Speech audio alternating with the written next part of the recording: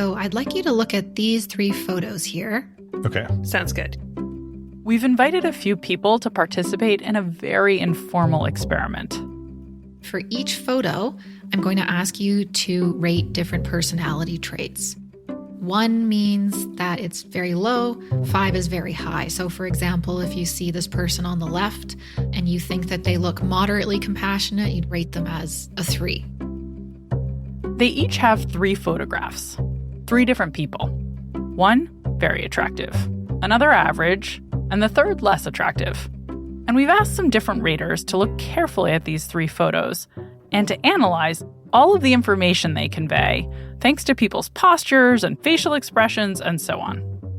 Using that intel, we're having raters guess at some of the personality traits of the people in the photographs. Okay.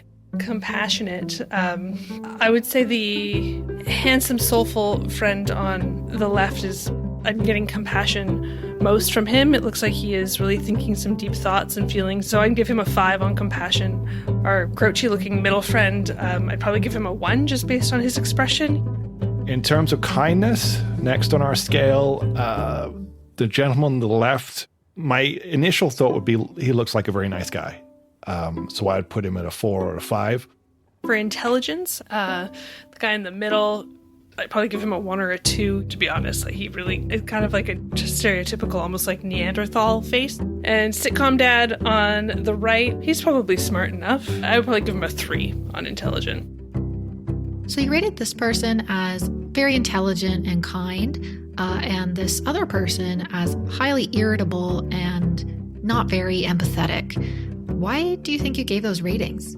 It's just the way they come across, when you have that kind of, deep down gut feeling. It's of course hard to judge people's personality traits from the limited information in photographs. So, how did our participants arrive at their judgments? I don't know. Not sure. Is there an explanation for why, in this experiment, our raters tended to judge more attractive people more positively on a host of personality traits? In this episode of Choiceology, we explore a mental shortcut that affects the way we judge the qualities and traits of people, products, and companies, for better and for worse.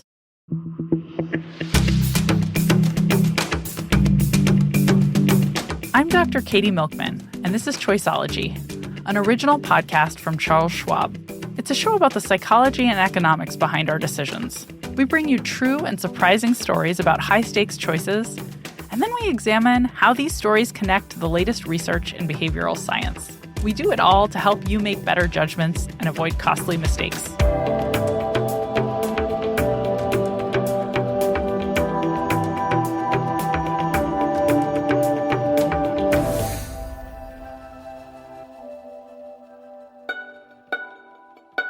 So the whole strategy was get to know people, get really close to people. The people that I was closest with, just keep murdering them off. It sounds so bad, doesn't it? But that was the strategy.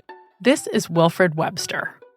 Hello, my name's Will/Wilfred/Wilf, but today we can go for Will. You might know Will from his appearance on a popular reality TV show called The Traitors. So the basic premise of the show is 22 people, members of the public, live in a castle, and 3 people are chosen as traitors, and the traitors every night will murder someone. Don't worry, there's no violence. Murdered just means eliminated from the game by the traitors. When you murder, you just write their name on a piece of paper, and that's it, it's done. The non-traitors that are called faithfuls, they have to try and figure out who it is, and they get a chance to try and banish them around the round table each night before any murders happen. Ultimately, there's a prize pot, which you have to do missions throughout the day to build up the prize pot. For our show, it was over £100,000. That's about $126,000 in prize money. The game ends when only a small group of contestants remain, after making it through many rounds of elimination. But the money gets split between contestants in different ways, depending on who's left standing by the end of the show. So I think the main goal is to try and get there, but I think for the faithful, the actual main goal is survival. And I think as a traitor, it's survival too, but in a different way. It's just not being identified. Will was a contestant on the first season of the UK version, which was filmed in the Scottish Highlands.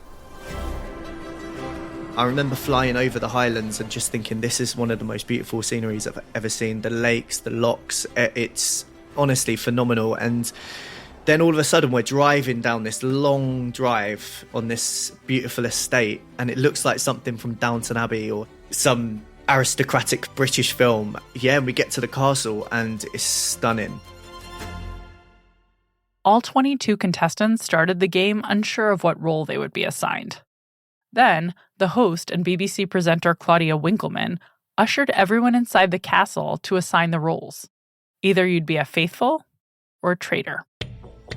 Everybody has a fair chance to be chosen as a traitor. The selection process began in a dark, cold room of the castle. The contestants were blindfolded, and Claudia selected 3 traitors to start the game by tapping them on the shoulder. We sit there on the chairs, and Claudia walks around, and you hear her heels, and she's walking around and around. And for me, I just wanted to be tapped so bad.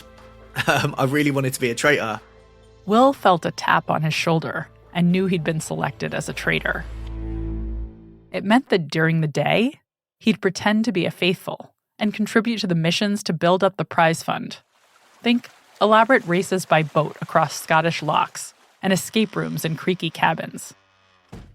But by night, Will and his fellow traitors would conspire. For the first time in day one, we got to meet up as traitors, and you're all shocked because you've been trying to figure out who the other 2 traitors are all day.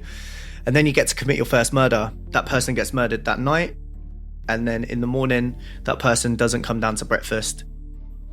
Every morning, the faithfuls learned who had been murdered. Often, emotions ran high, but there was never much time before the cycle began again. Every day after breakfast, there would be some socializing, and then another mission would kick off to build up the prize fund. And then you have the dreaded round table, and then that's where the faithfuls get their chance to fight back at the traitors and identify and banish. During the round tables, contestants would try to identify and banish traitors. They'd cast their votes on blackboards, and the contestants with the most votes would be kicked out of the game. On the way out, the banished contestant would reveal if they were a faithful or a traitor. And then the traitors get to meet up again and murder again. And then breakfast again, and then it repeats every day. So it's quite intense. To play the role of traitor effectively, Will used a strategy he called befriend and betray. Befriend people, get really close to them, and then murder them. And the reason being is because the next day, if I felt guilty, I'd be able to cry. It would be naturally crying because of guilt, and people would think it's because they're my friend. So the whole strategy was, like I said, get to know people, get really close to people. The people that I was closest with, just keep murdering them off. It sounds so bad, doesn't it? But that was the strategy. It was very simple, but very effective. Will and his fellow traitors, Amanda and Alyssa, worked undetected for several days, murdering 4 faithfuls together. Along with Will's befriend and betray strategy, there was another key element helping him advance through the game. And it had to do with how he appeared to his fellow contestants. Just being a nice guy, having fun, sort of worked in my favour just because people couldn't believe it was me. People were like, it can't be him, he can't be a traitor. He's just too fun-loving and likeable and carefree. Of course, it could have been Will. Every contestant had a fair chance of being a traitor. Still, he flew under the radar. I didn't want to lie about anything to do with my life. I wanted to be really open about my life, open about who I am as a person. And yeah, I just had fun with everyone, had a laugh, and I think that helped so much. Appearances weren't just helping Will in the competition. His fellow traitors, Amanda and Alyssa, also benefited from the faithfuls' assumptions about them. For Amanda, it was definitely a motherly figure. She was an older woman who was really friendly and Welsh, and I think the Welsh accent really helps. I think people love a Welsh accent, so that made everybody feel warm and nice.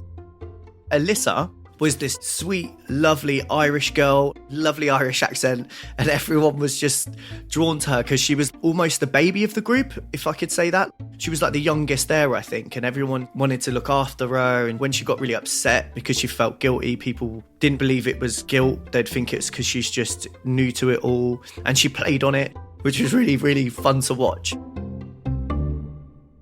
At this point in the show, thanks to some truly excellent casting decisions, the faithfuls were grasping at straws for any clues about who the traitors could be.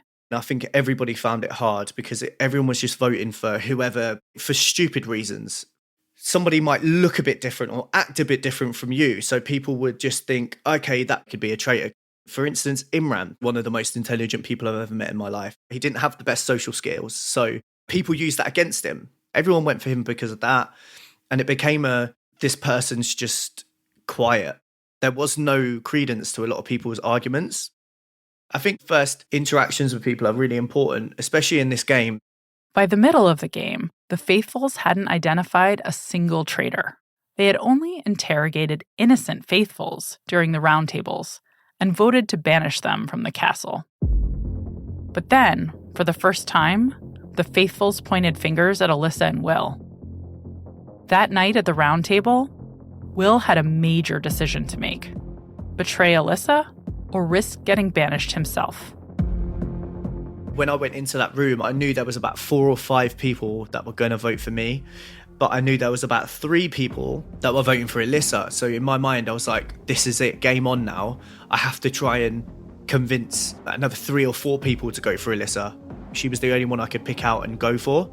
So I remember after doing that and then sitting at the round table when the faithfuls were reading out the names they were voting for was the biggest, scariest thing of the whole show was like, Will. And I'm like, oh my God, I'm going. I can't believe it. I've lost. And then it was like, Alyssa, Will, Alyssa. And I'm like, oh my God, like that. Waiting to see who Amanda voted for because Amanda was the other traitor and she was the last vote to be read. Luckily for Will, Amanda voted to banish Alyssa and keep Will in the game. When that came in, the relief, and I started crying, I just started sobbing. Like, I was like, I can't believe it. It was, that was the most intense time in that castle, was waiting, thinking, oh my God, I've lost. I really didn't want to leave. I didn't want to lose. Will felt guilty for turning on his fellow traitor, Alyssa. But then a strange thing happened. Something that worked in Will's favor. It was interesting to see how people, after I got rid of Alyssa and I was really emotional about it, they just couldn't believe it. It was really strange. They all just turned their back on me possibly ever being a traitor. They're like, nope, it can't be him. Gradually, Amanda and Will got closer to the final. And Will continued to pick off the faithfuls he was closest with. Will and Amanda were nearing the end of the game when Amanda made a tactical error that the faithfuls picked up on. And at the round table, they voted to banish Amanda. People were shocked to learn that the friendly, maternal Welsh real estate agent was, in fact, a traitor. Will, meanwhile, was still in the clear, and host Claudia gave him the option to secretly recruit another traitor onto his team, unbeknownst to the faithfuls. I recruited Kieran towards the end because I knew the faithfuls, they were looking for another man, but also I thought he was strong enough to be able to play the traitor role. And he came in, he wasn't a very good traitor. Everybody knew he was a traitor, so it's about getting him out. It was the final evening of the competition. Only 5 contestants were left. 3 faithfuls and the 2 traitors, Will and Kieran. The faithfuls weren't aware of how many traitors roamed among them. The prize money of over £100,000 was still within reach for Will. The final round table started, and for a few minutes, everyone debated who the traitor could be, with a lot of fingers pointed at Kieran. It was time to cast the votes. Kieran was up first to reveal his choice, and he delivered the biggest surprise of the competition yet. And Kieran said parting gift and wrote my name on the board. Will's head was spinning, as were the faithfuls. One by one, everyone else revealed their vote. Kieran, Kieran, Kieran, Kieran. And then when Kieran stood up at the end and said he was a traitor, it basically told the faithfuls that Will's also a traitor. I had no idea it was coming. And then when it did, I just panicked and I'm like, oh, I swear I'm not a traitor. Like, I had no time to sort of balance my brain of how to defend myself.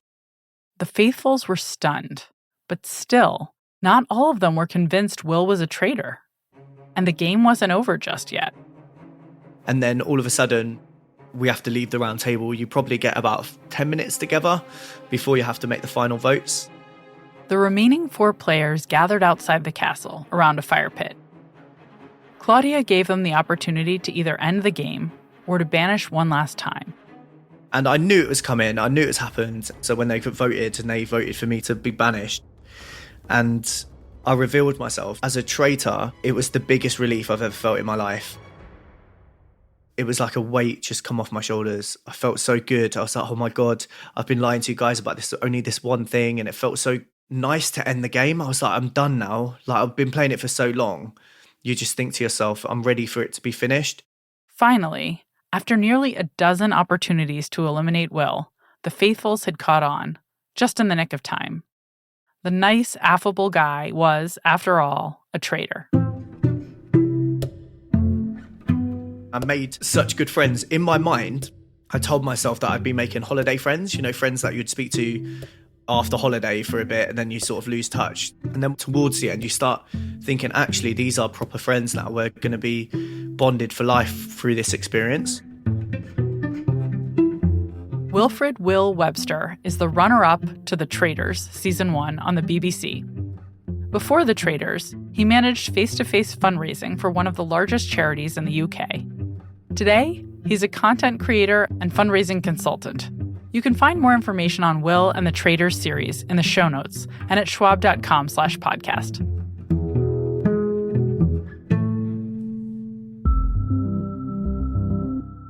Will's experience on the Traitors shows us that, yes, strategy is important, but so are appearances and first impressions. People have a tendency to rely too much on impressions formed from a single trait or characteristic that's noticeable or easy to judge, and we allow it to influence our judgments of other, often unrelated traits. And as we heard, sometimes those judgments are dead wrong. Think about this in a different context. There are many examples of charismatic business leaders who charm investors, but end up running their businesses into the ground. Maybe they created a positive first impression with a firm handshake and compelling personality. And that positive impression led people to believe that they also had great business acumen. Or you can probably think of politicians who succeeded based on their good looks and skillful oratory, leading voters to decide without proof that they must also be capable legislators. It's an easy mistake to make, and when we let one easily observable feature of a person, like their appearance or their height or their charisma, bleed into our evaluation of their other unrelated features, like their trustworthiness, leadership skills, or business acumen, the error we're making is driven by something called the halo effect. My next guest is an expert on decision biases and has done some really interesting recent research on the halo effect. Daniel Reed is a professor of behavioral sciences at Warwick Business School at the University of Warwick in the United Kingdom. Hi, Daniel. Thank you so much for taking the time to talk to me today. Hi, Katie. I must say I've heard your podcast a lot, and now it's so exciting to be on it. Oh, well, it's so exciting to have you on it. I'm such a fan of your work. And I'm really excited to get to talk to you about a bias that I think we both find really fascinating, which is the halo effect. I was hoping we could just start with you describing the halo effect. What is it exactly?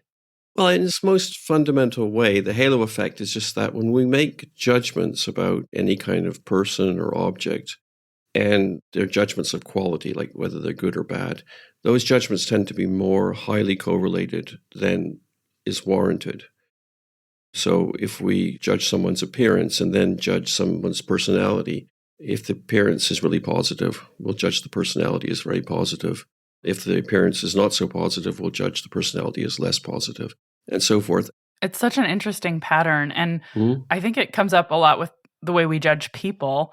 But I was wondering if you could describe some settings where you think it's particularly important to be on the lookout for it. Well, yeah, you mentioned judging people, and that's one of the areas where it's been studied the most, and especially in the area of physical attractiveness. So it turns out that if people are perceived as physically attractive, then their personality is judged as being nicer. They tend to be seen as likely to be more successful, and so on. But it's been looked at in a lot of other contexts as well. So, for example, when people mark student essays, if they mark, say, 2 in a row, and they see the first essay is good, they're likely to be quite charitable towards the second essay. So even if the second essay is not a great essay, the second one, but it's ambiguous, right? It's not clearly not good, they'll be quite generous toward it. And similarly, if the first essay is not good, they won't be generous even towards the second essay. So you end up with this kind of stream of similar judgments for essays. Interesting. And I love that essay example. So if I graded all my students' assignments at the end of the semester and say Sarah submits a great homework 1 and then I turn to her homework 2, the halo effect means I'll give her the benefit of the doubt? That's right. Do you have, out of curiosity, a favorite classic study of the halo effect? Maybe it's about essays, but maybe it's about something else? There is actually a classic study on essays that's pretty interesting. And this relates to attractiveness and essays. So they had male raters look at essays, and the essays were either good or poor. They'd been rated in advance as being good or poor. And then they asked these male raters to evaluate the essays, and they also had a picture of the person who had written it, who was either attractive or unattractive.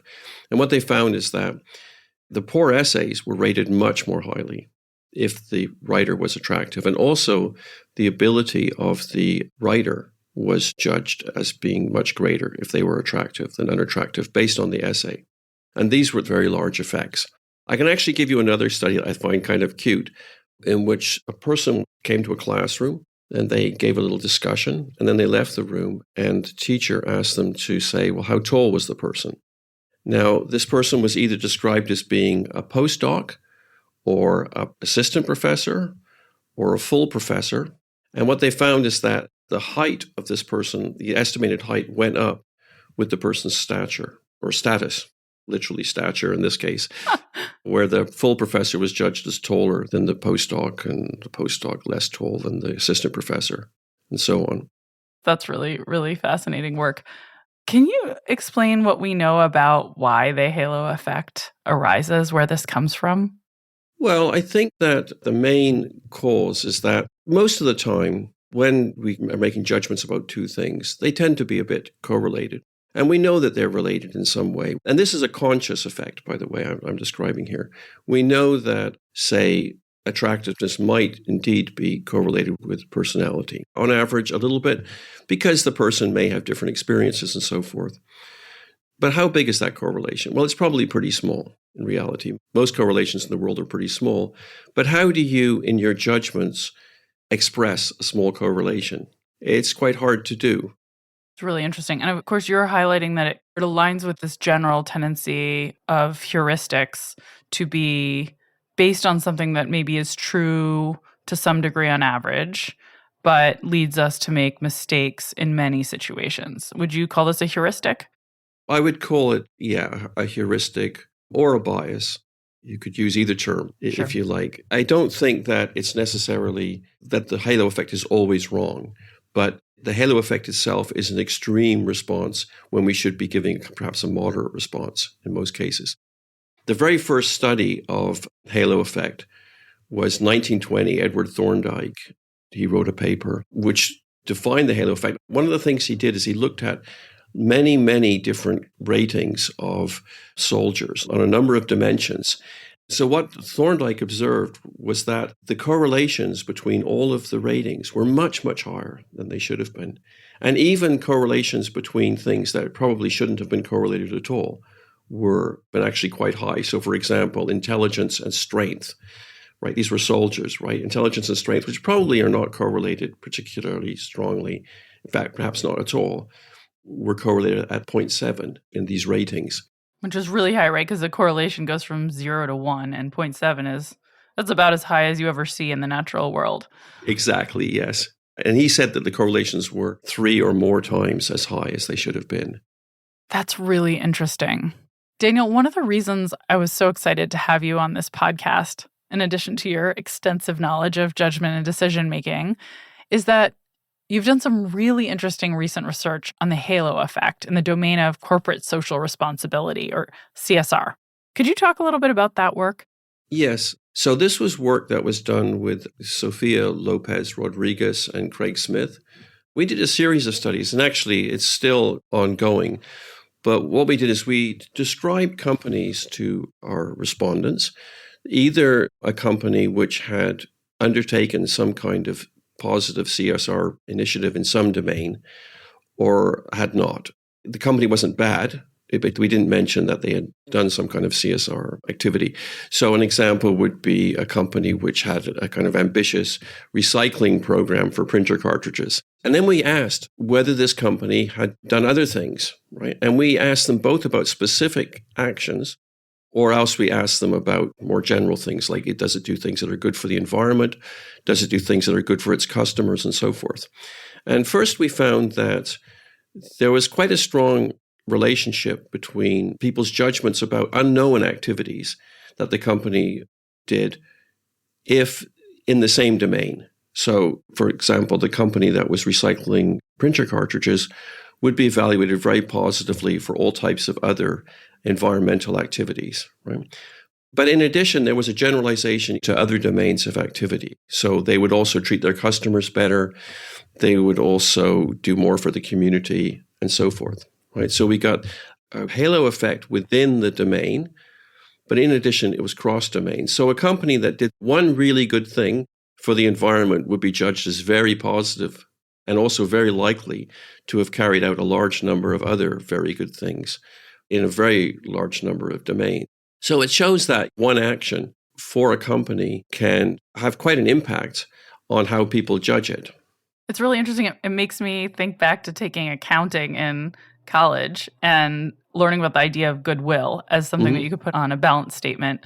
And it seems like this is sort of a way of almost quantifying what that means and what that goodwill is these spillover effects from when you make somebody happy.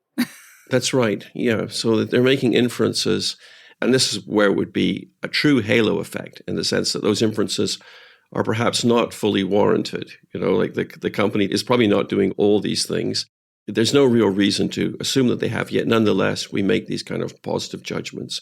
I have to say, as a woman, it makes me think a lot about makeup and all the attention that's paid to physical attractiveness in our culture. And it makes me sad because it seems to suggest that those kinds of investments are wise as opposed to unnecessary. Yes, I'm afraid that does seem to be what it suggests. As you point out, not just a nasty way of thinking about this, but also a positive spin, which is to recognize that when you do things that are genuinely good, you really put in effort and score well on a test or give a great presentation or put together a fabulous podcast, that not only will you incur benefits in terms of how you're assessed on that activity, but you'll actually get spillover benefits. So all good actions may do us even more good than we appreciate objectively. So maybe that's a nicer way to think about it.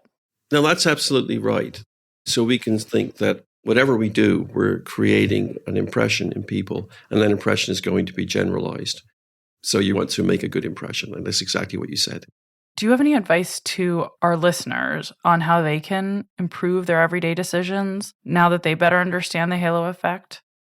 Well, you can approach decisions differently. So if you have to make multiple assessments, let's say you need to evaluate an employee, and you have to evaluate the employee on several different dimensions, either not make all the evaluations at once, try to find objective criteria by which to make the evaluations, or you can even have different people make evaluations of different dimensions. If you're a teacher and you're evaluating several essays by the same student, but you also have many students, first evaluate essay 1 for all the students, and then essay 2 for all the students, and then essay 3 for all the students. And you'll end up with a much better picture of that student that's not subject to this bias.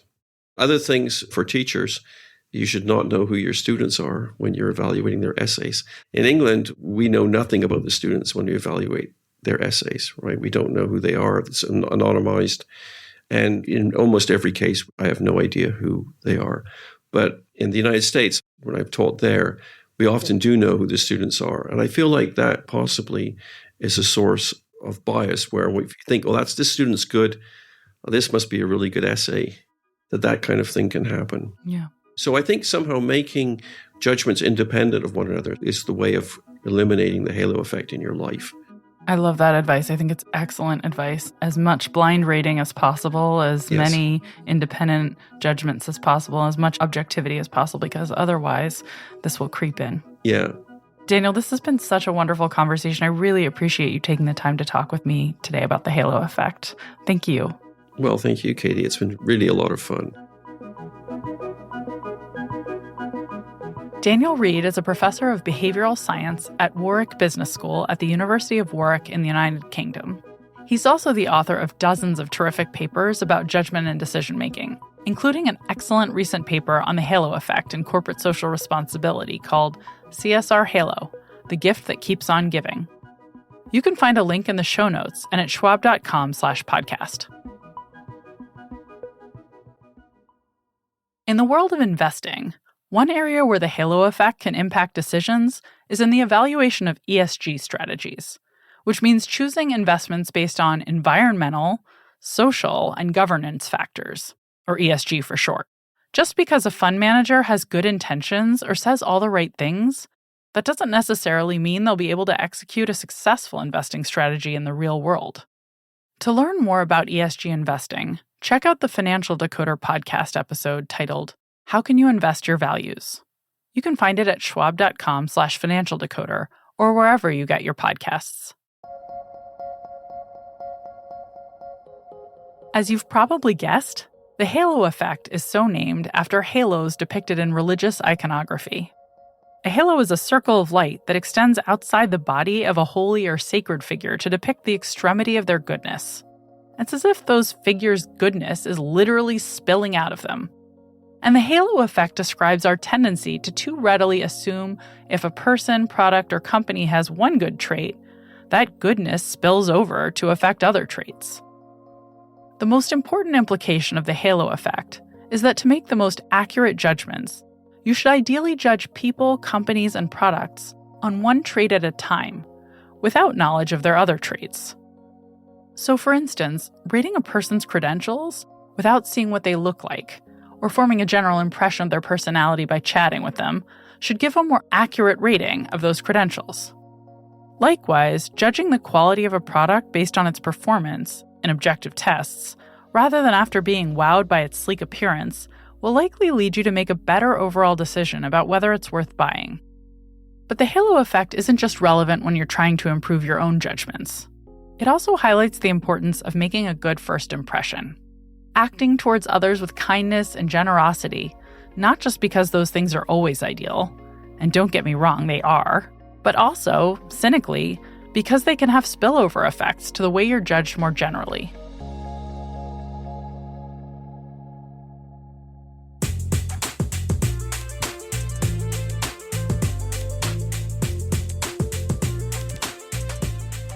You've been listening to Choiceology, an original podcast from Charles Schwab. If you've enjoyed the show, we'd be really grateful if you'd leave us a review on Apple Podcasts, a rating on Spotify, or feedback wherever you listen. You can also follow us for free in your favorite podcasting app. And if you want more of the kinds of insights we bring you on Choiceology about how to improve your decisions, you can order my book, How to Change, or sign up for my monthly newsletter, Milkman Delivers, on Substack. Next time, we'll bring you a special episode about some of the best ways to improve your decisions. And I'll speak with Carrie Morwich about a video game that's been proven to reduce behavioral biases. I'm Dr. Katie Milkman. Talk to you soon.